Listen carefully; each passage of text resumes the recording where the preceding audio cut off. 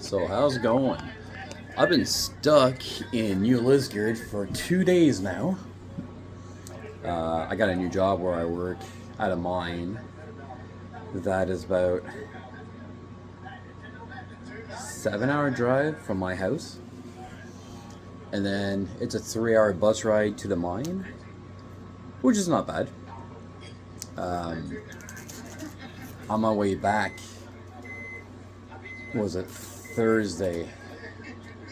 I got to Cochrane. I'm not gonna lie where it is. It's in Cochrane, and I noticed my truck rear passenger tire was low. Okay, cool. I got a slow leak. I go to Canadian Tire. It was open, perfect. Bought like a $30 air compressor. Put 12 pounds. Drove it to a garage.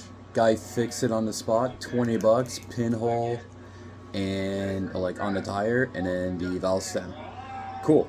I went to Canadian Tires, checking my fluids. I was like, yeah, I'm kind of half a quart low of oil, so put some oil in. Everything else is good. Drove all the way to Thornlow, which is just under 3 hours, and the truck started acting up.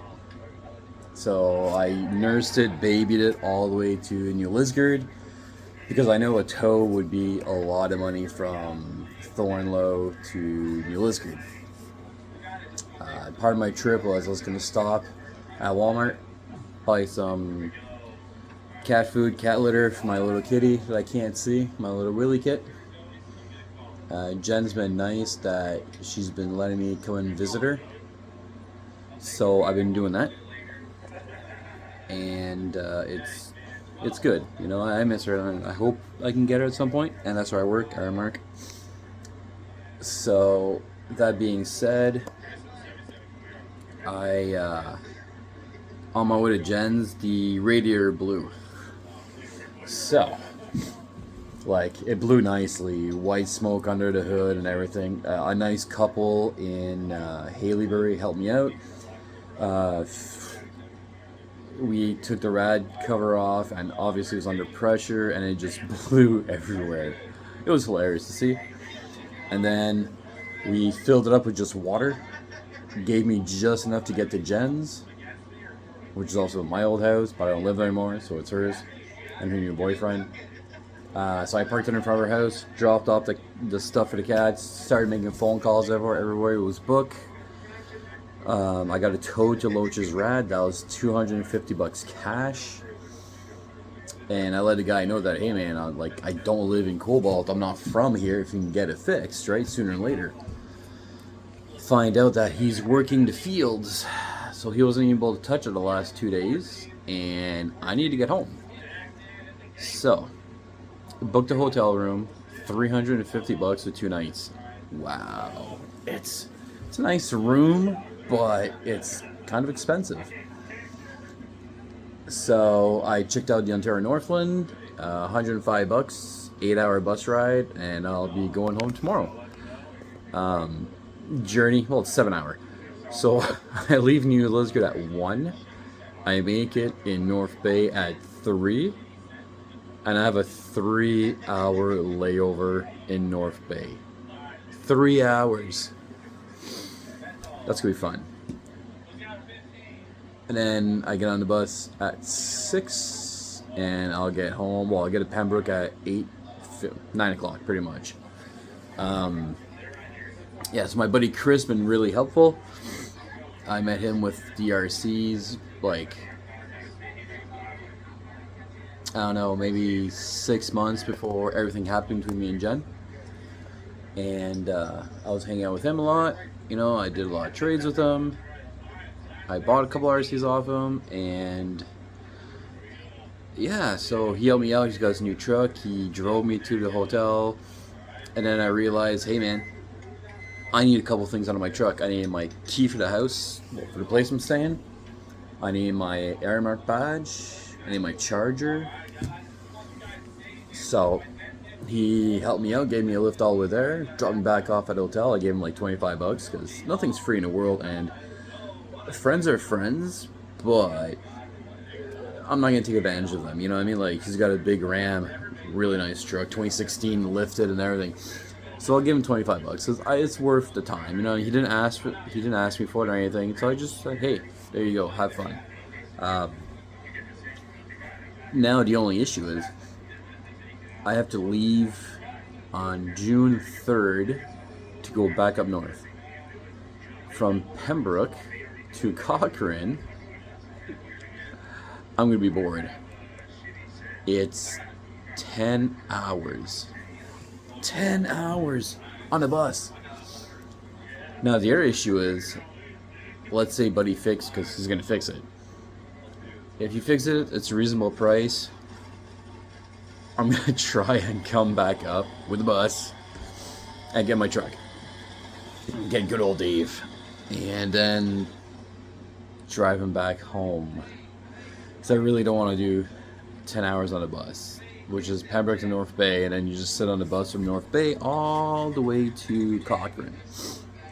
And the problem with that is that I get to Cochrane at 10 o'clock at night, 10:30 at night, and my bus doesn't leave till 6 o'clock the next morning.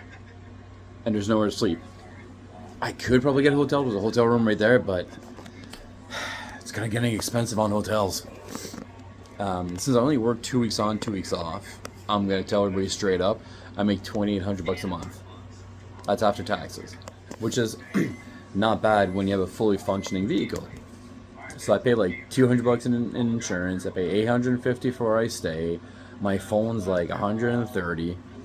So apart from that, that's all my bills except for food. Well, I go to the gym, so that's $34 a month.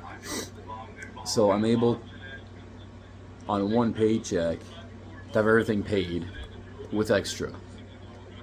So what they do is they do $1,400 every 2 weeks. So you always have money instead of just being like, hey, here's your big lump sum. So my plan was to save from now until my birthday and either get a first gen CRV or a Subaru. Because the thing is, I need something that's going to be reliable for the winter, and I want to get something that it's going to be all-wheel drive. I'm not going to go 4x4. I'm thinking a 4-banger because it's going to be good on fuel. Anything's good in the winter as long as it's got the proper tires. So tires are going to cost a lot of money as well. So I'm really hoping to be able to get a first gen CRV in good enough shape, but right now it doesn't look good. When I quit Purolator, I got my last pay, which was $2,200. I paid rent, I paid all my bills, and I had like $1,500 left. So that's what I got in my account right now, because I've just been spending everything else on hotel, tows, repair bills. So it's time to get a new vehicle at some point. I wanted to buy a couple of RCs on my trip back home, and now I can't. I could and put it on the bus, but I'm not gonna do that. It's kind of weird. So yeah, that's my food. It's 2:30ish in the morning, and yeah, I'm just watching TV. I can't sleep. I just came off overnights, so I did 2 weeks, 14 days, 12-hour days of overnight shifts. So it's hard to sleep at night. Yeah. I just thought I'd make a quick video on what's happening since I haven't really been uploading. My last video made like 1,400 views. That was just a quick short. And I just noticed now that my camera is pointed the wrong way, it's going to be such a weird video. But that's okay. I have a few more videos, shorts, on my phone that I can upload. I'm trying to upload it like once every couple of weeks. Part of me wants to get out of the hobby because of, I got told certain things about me that I'm not a fan of. And I guess it's time to mature and get out of the hobby. And it makes a lot of sense. I gotta grow up. Some things I got told. I need to grow up, act more mature, dress properly, be an adult, right? And I don't want to. But on the other side, I was with Jen for 8 years. and we owned a house together. We bought numerous vehicles together. I bought her vehicles. I tried to be as most family oriented as I could for her, picking up her kids from school or from their play dates, or bringing them to work, bringing them home from school events, going to school events, helping out with basketball, helping out with track and field, helping out with schoolwork, helping out around the house while working with Purelator. I tried to do everything I could. It wasn't enough. Me and Jen had this big argument a couple of years ago, and she never got over the argument. So the argument was that Jen's kids were all gone boating with people that were at the resort. We trusted everybody, so we weren't too worried about it. But they were gone for quite a few hours, so we decided hey, we're just going to leave. We're going to go into town, and we'll be right back. So we've done this numerous times where we've just left all the kids alone, and Phoenix, her oldest, was always in charge. And he knew that, hey, if we're not there, he's in charge. Well, for some weird reason, this time around, he decided to not be in charge, and it created a whole argument that they went around the camp saying that we abandoned them. When you have two vehicles parked at your camp house and only one's gone, you're not abandoning, okay? No offense. Especially when you teach somebody that, hey, if your mom and dad's not, if Pat and your mom's not home, you're in charge. It's always been like that for 7 years. It's been like that. 7 years. We've never had an issue. Me and Jen would leave to go to Costco in the middle of the night to go to Ottawa, have a breakfast, have Costco, and come back. We wouldn't tell anybody. We would just leave and come back. And we never had any issues of abandoning or, just, I don't know. I honestly don't know what the issue was. And I told Jen, I'm like, Jen, I know they're your kids, but we were telling your son that, hey, he's in charge. And I'll tell you right now, my experience is I'm never going to go out with a woman that has children ever again, purely for the fact that it's a losing battle, okay? You cannot win against a woman that has kids, because no matter what, you're going to be the bad guy. And that's exactly what I was. Then, was it a year and a half before that, she met a new gentleman, some author, and she became very, very friendly with him. She bought his book and she wanted me to read it. And they started talking at her work and on Facebook, and then she gave him her phone number, and apparently Jen told me that she ran all this through me, and I said it was okay, apparently. Now, I don't have any female friends. Well, I did. But for respect for Jen, I didn't talk to this person. And I kept to myself. At work, my job was female dominant, but they were all lesbians or they were married. Plus, I'm just not interested in them. I'm not a person that's going to go out and cheat. I'm not a person that's going to hide stuff. I always told Jen, hey, here's my bank account numbers, here's my debit card, here's my phone. If you need anything, just ask. It got to the point where I asked her one day, can I see your phone? She laughed in my face and said no. So right there I knew that there was something up. So the minute we moved to Englehart, that's when my relationship pretty much ended. Yeah, I got a haircut, it's kind of short. That's when my relationship with Jen pretty much ended. I can't say 100% that Jen would have met somebody else if we were still in Pembroke. But the thing is, when we were living in Pembroke, everybody knew me, like everybody, because I was store center at Walmart. I was there for 10 years prior, and just anybody and everybody would come up to me and say hi. I had regular customers come up to me and say hi all the time. So it's kind of hard that if she would have been seen with another gentleman that I didn't know about, somebody would have came and been like, hey Pat, you know your girlfriend's with this person? So, but living in a new area, hey, it's fair game. And then, according to Jen, she broke up with me in September of 2025. And the reason was those reasons. Also, she said she needed to find herself. She didn't even try to find herself. She went immediately to the book guy. She told me that she doesn't know how it happened. She just happened to go to his house and they ended up, you know, doing adult things. And yeah, she's pregnant since November. She did not want to try to fix our relationship at all because, like I said, I was already in a losing battle, right? She's got kids that don't listen to me or respect me for the most part.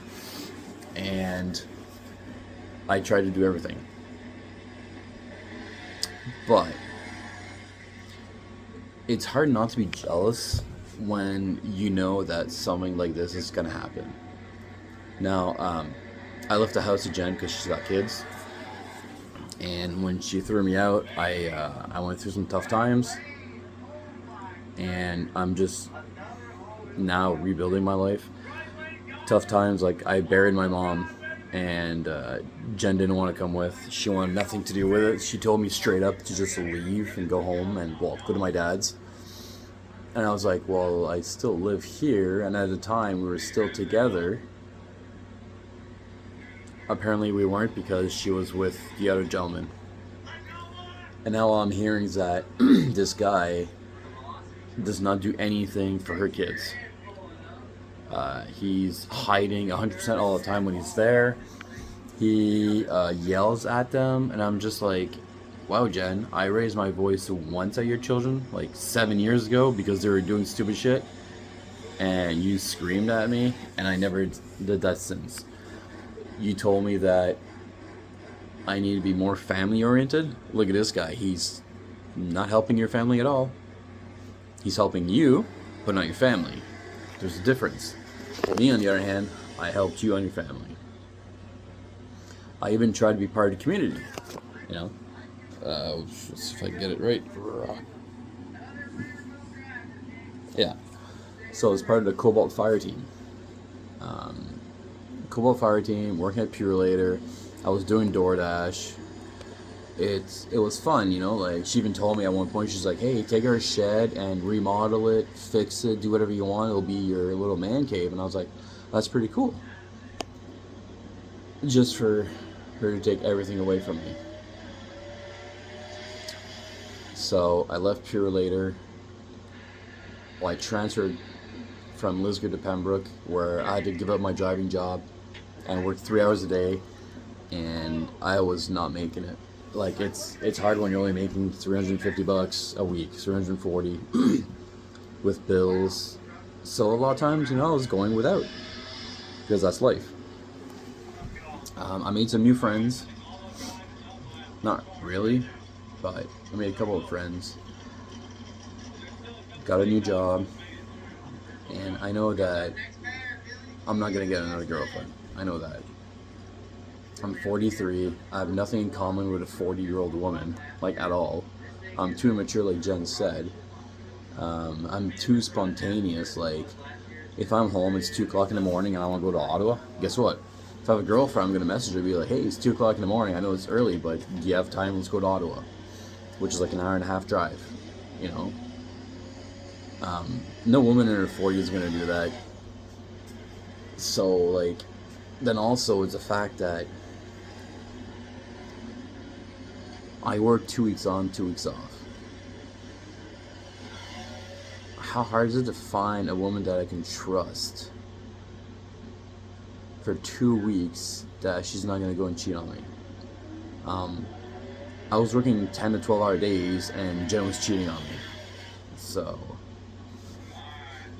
yeah.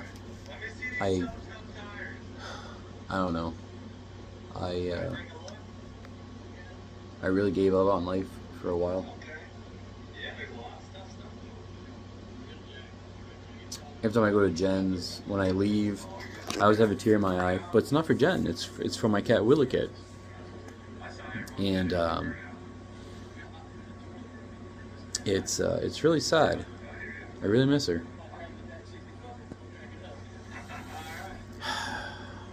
So that's why the uploading's been like really not there anymore because of all this. I've had to sell a lot of my RCs. I ended up getting like, I was up to 12 RCs, and I sold all of them except for like four, yeah. I got my SX10. I got my Tamiya TT02. I got my Tamiya Wild one from childhood. That one's never gonna be sold. And I got the another street car. I forgot the name of it. So I'm gonna try to do videos when I get home. Not so much builds. I'm probably just gonna do shorts because I find short videos do so well compared to just like regular videos. Honestly, I think everything's been done. There's nothing new that anybody can bring to the table of upgrades or anything because everybody's already done it. So I think I'm just gonna do shorts, you know. Maybe like 1 or 2 long runtime videos and I just do shorts. Yeah. So that's my life right now. That's why the schedule's been all messed up. And if I gotta say one thing is, if you have friends, keep them close. If you have best friends, keep them closer. And one day you'll find a soulmate, you know? I had a really good friend, and I messed that up.